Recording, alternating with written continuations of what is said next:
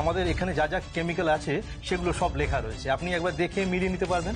False রেটের অভিনব কায়দায় অভিজ্ঞানের বিরুদ্ধে কেমিক্যাল কেনার প্রমাণ জোগাড় করল কম্পাস।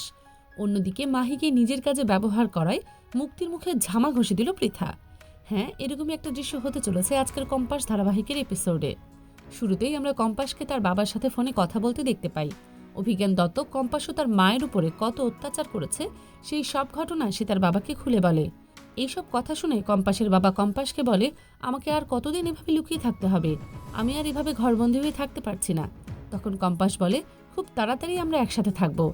এরই মধ্যেই সেখানে মেঘমালা, রুদ্র এবং রশ্মিকা চলে আসে। তারা ঘরে ঢুকে কম্পাসকে দেখে তার বাবার সাথে কথা বলতে। তখন মেঘমালা ফোনটা নিয়ে অভিজিতের সাথে কথা বলে। এরপর অভিজিৎ মেঘমালা ও তার সাথে থাকা সবাইকে ধন্যবাদ জানায় এভাবে কম্পাস ও তার মাকে সাপোর্ট করার জন্য। পরের সিনে আমরা জিতু তার দুইজন বন্ধুকে ছদ্মবেশে একটা কেমিক্যালের দোকানে দেখতে পাই, যেটা ঠিকানা কম্পাস তাদেরকে দিয়েছিল।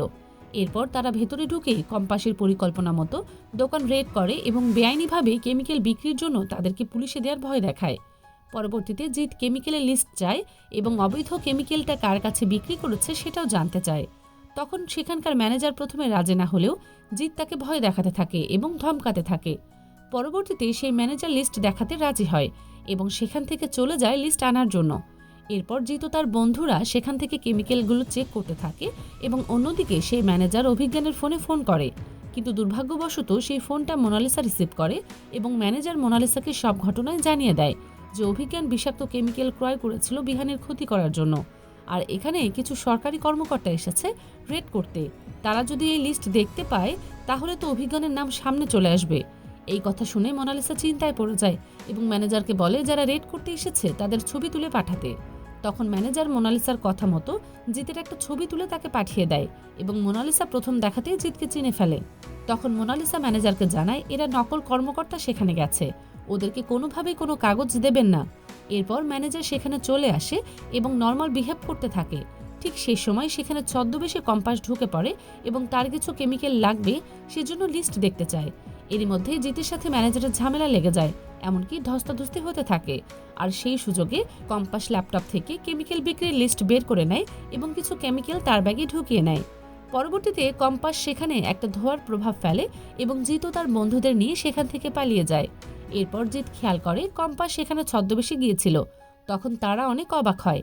কিন্তু জিৎ কম্পাসকে বলে এত কিছুর পরেও তো আমরা প্রমাণ নিতে পারলাম না, আগেই ধরা পড়ে গেলাম। কম্পাস বলে সে বুঝেই সব প্রমাণ জোগাড় করে নিয়েছে, পাশে দেখেছে সেখানে অভিজ্ঞান দত্তের নাম আছে। এরপর কম্পাস ঋতুকে ফোন করে সব ঘটনা খুলে বলে, এমনকি অভিজ্ঞানের নামটা বলে দেয়। যা শুনে ঋতু অনেক অবাক হয় এবং বলে এবার যা করার আদালতে হবে, আমি আপনার লাইসেন্স বাতিল করে ছাড়ব। পরবর্তীতে কম্পাস ফোন রেখে দেওয়ার পর ঋতু মনে মনে অখিলেশকে উদ্দেশ্য করে বলতে থাকে যে তোমার ছেলের ক্ষতি করলো, তুমি তার সাথেই হাত মিলিয়ে আছো। এরপর সেখানে মেঘমালা চলে আসে কম্পাসের বাবার সাথে দেখা করতে যাবে সেটা ঋতুকে বলার জন্য। তখন ঋতু মেঘমালাকে বলে খুব সাবধানে যাবে আর কেউ যেন বুঝতে না পারে, চারিদিকে নজর রাখবে। অন্যদিকে আড়ালে লুকিয়ে মুক্তি সবটা শুনে ফেলে। এরপর মেঘমালা সেখান থেকে চলে গেলে মুক্তি চলে যায় মাহির ঘরে। পরবর্তীতে মুক্তি মাহিকে মেঘমালাকে ফলো করার জন্য পাঠানোর চেষ্টা করে। ঠিক সেই সময় সেখানে হাজির হয় পৃথা এবং সে মুক্তিকে দেখে বলে তুমি নিজের কাজ নিজেই করো, আমার মেয়েকে এর মধ্যে জড়াবে না, সামনে ওর পরীক্ষা, ওকে পাশ করতেই হবে, এই পরিবারের কেউ ফেল করে না। এইসব কথা বলার পরে পৃথা মাহিকে ঘরে বন্ধ করে রেখে সেখান থেকে চলে যায়, যা দেখে মুক্তি অনেক অবাক হয় এবং সেখান থেকে চলে যাওয়ার সময় ঋতুর মুখোমুখি হয়। পরবর্তীতে ঋতু মুক্তিকে বলে মাহিকে কোথায় পাঠাতে চেয়েছিলি, বড় বৌমাকে ফলো করতে, তাই তো? কিন্তু কোনো লাভ হবে না, তুই কিছু করতে পারবি না, তুই যাদের সাথে হাত মিলিয়েছিস আর কিসের জন্য হাত মিলিয়েছিস সেটা আমি পুরোটা জানি না, কিন্তু তোদের সবার মুখ আমি আদালতে টেনে খুলব। পরের সিনে আমরা মোনালিসা ও তার দাদুর কথোপকথন দেখতে পাই। মোনালিসা তার দাদুকে কেমিক্যালের দোকানের রেট হওয়ার ব্যাপারটা জানায় এবং এটাও জানায় যে সেখানে এক মহিলা এসে সব ধোঁয়া ছড়িয়ে জিতদের বের করে নিয়ে গেছে, ম্যানেজার কিছুই করতে পারেনি। এই কথা শোনার পরে অভিজ্ঞান ম্যানেজারকে ফোন করে এবং ম্যানেজার অভিজ্ঞানকে জানায় তারা সেখান থেকে কিছু নিতে পেরেছে কিনা সে সঠিক জানে না। শেষ সিনে আমরা কম্পাস ও ঋতুকে বিহানের কেবিনে দেখতে পাই।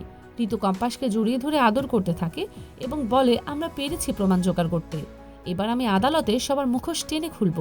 অভিজ্ঞান দত্ত তোকে ফাঁসাতে চেয়েছিল, এবার আমি তাকে ফাঁসাবো, এবার ওদেরকে জেলে যেতে হবে। এইসব কথা শুনে কম্পাস বলে, দাদু অনেক চালাক লোক, সে এতক্ষণে বুঝে গেছে এই কাজটা আমি করেছি। হয়তো এটাও জেনে গেছে তার বিরুদ্ধে প্রমাণও জোগাড় করেছি। সে কিছুতেই চুপচাপ বসে থাকবে না, অন্য কোনো একটা পদক্ষেপ নিশ্চয়ই নেবে। আজকের পর্ব এটুকুই, দেখা হচ্ছে আগামী পর্বে।